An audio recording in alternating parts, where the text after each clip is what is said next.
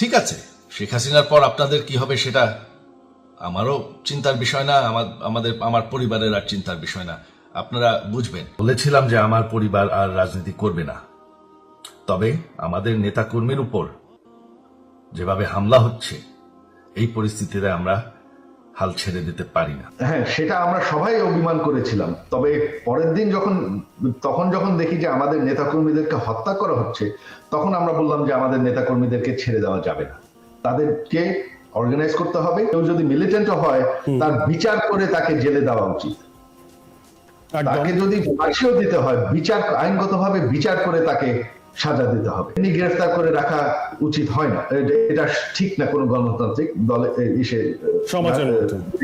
সমাজে। এটা আমাদের ন্যাশনাল সিকিউরিটি সিস্টেমে কেউ যদি এটা করে থাকে, এটা একটা ভুল হয়েছে, বাড়াবাড়ি কিছু লোকজনের হয়েছে, এটা অস্বীকার করা যাবে না। আমি সব সময় এটার বিরুদ্ধে। সমস্যা হয়ে যায় যে সবাই সঙ্গে সঙ্গে দোষ দিয়ে দেয় শেখ হাসিনার সরকারের।